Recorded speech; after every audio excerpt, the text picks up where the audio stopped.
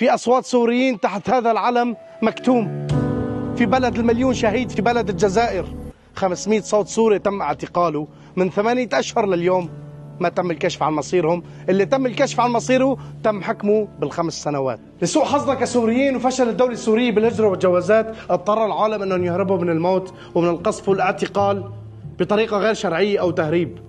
هل أصبح الهروب من الموت أو سلامة الأطفال والنساء ودخول لبلادكم بطريقة غير شرعية هو جريمة؟